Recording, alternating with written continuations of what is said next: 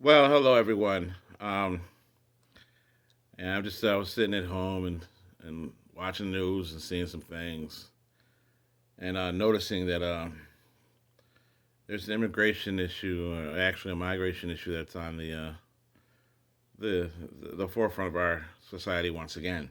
Um, so this is basically going to be a discussion about, well, actually a statement, and hopefully in the future discussion about the situation that is immigration and how it deals with migrations, uh, and the level of government that deals with it.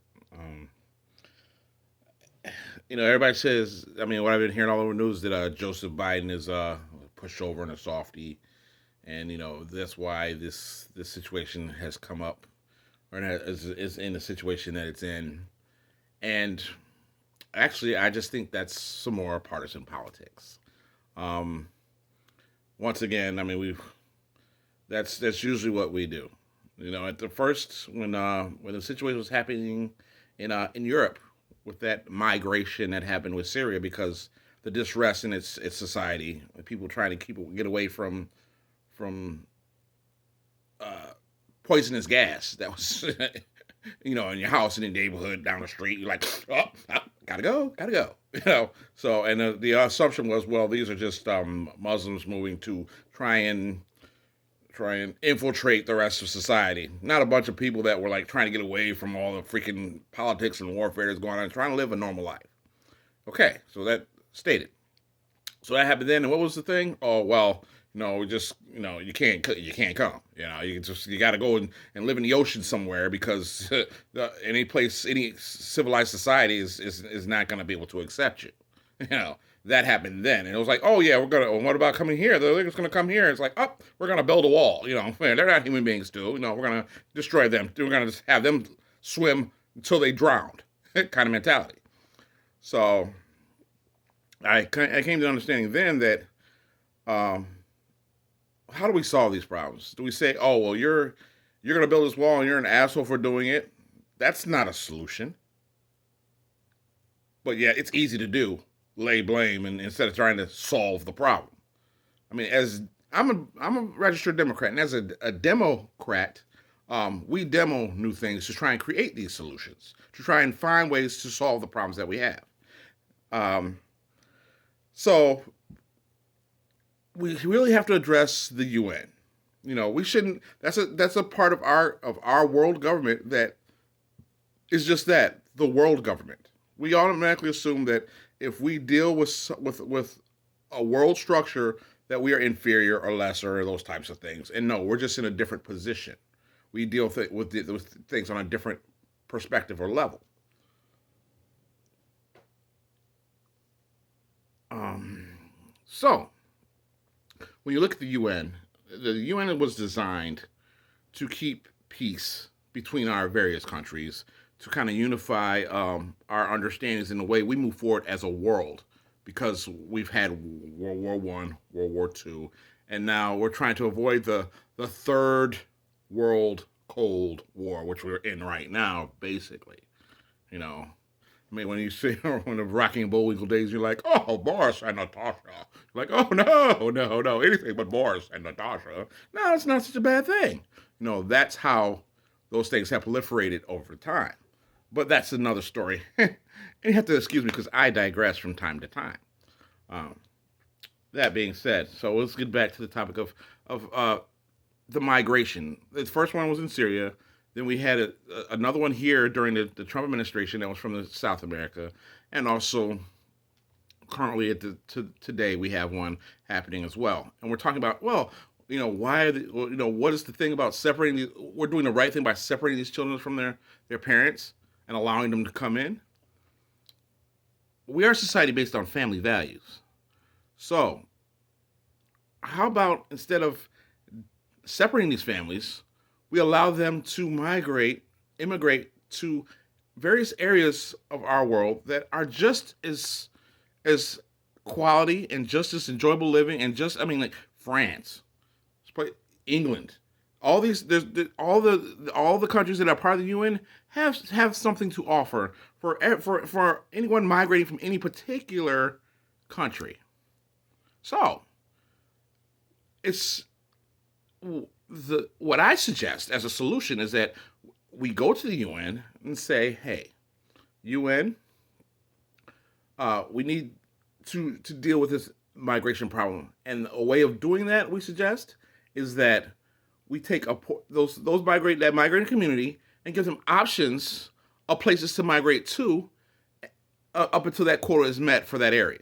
So it's an immigration. So immigration allows them to immigrate into various countries where they don't disrupt the structure of the country, and the people within it. So, because as a social scientist, it's understood that it's not so much people moving and having a few different neighbors. It's when your foundation is uprooted and everything that you know is yours is being changed and altered, like with the Native Americans and their situation back with the change of a huge migratory pattern that really disrupted the whole foundation of America and created this beautiful foundation that we live on now.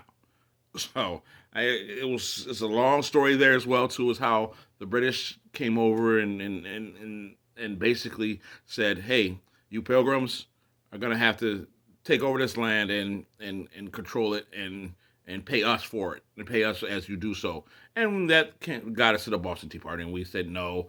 We're separating from you. We are our own country. We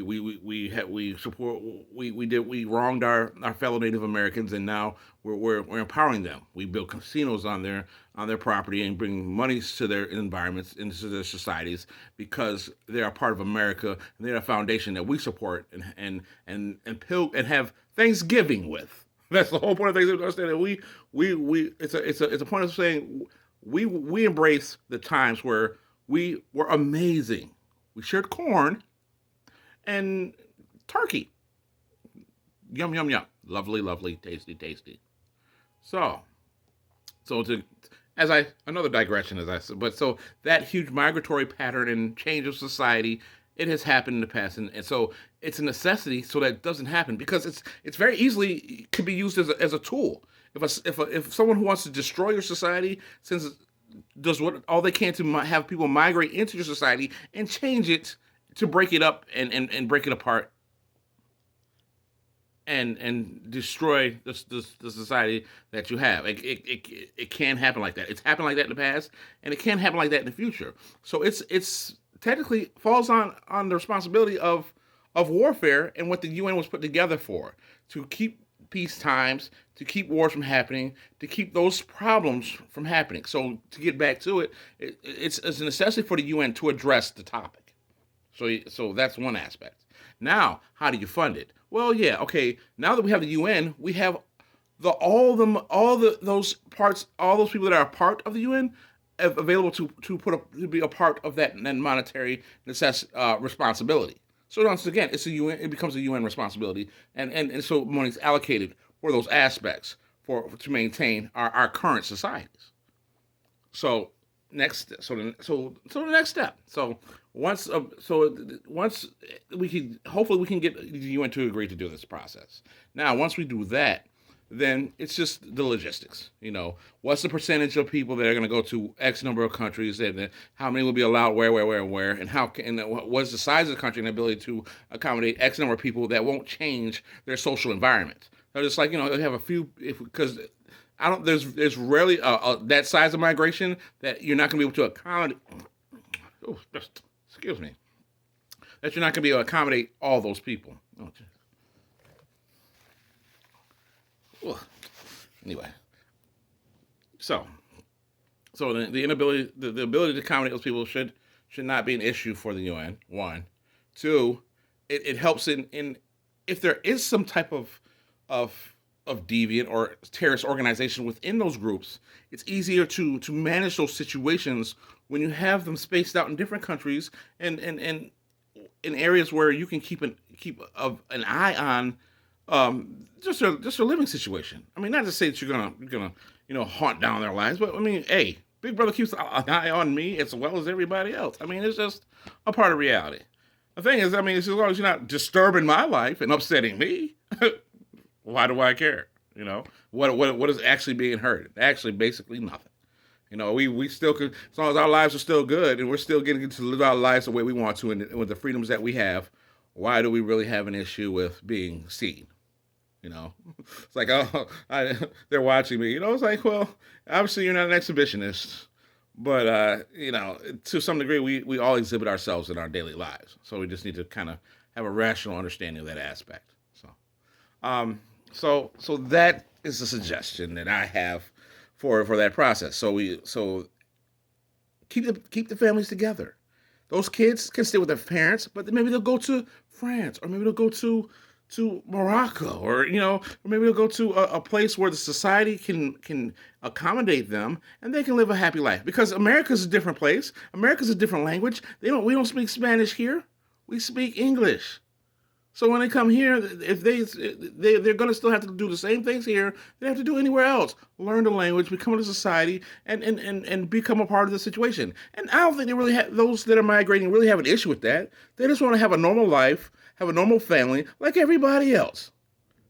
They don't. It's not that they don't have pride in the country. There's just rest in their country. There's a situation that doesn't make it a healthy living family situation.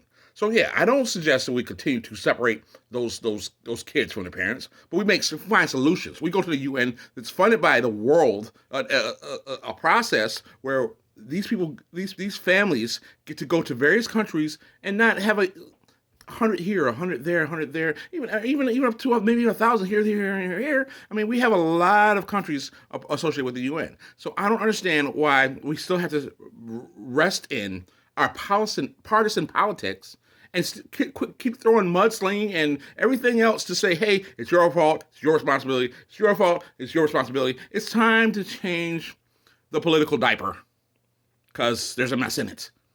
So I just wanted to put this out there, and hopefully, you know, it won't be swept under the rug, but people will start to look at things like this and start to as a democracy, start demoing solutions as opposed to rehashing and throwing blame when it comes to the problems. Um, but that's my spiel and my rant and my rave for right now.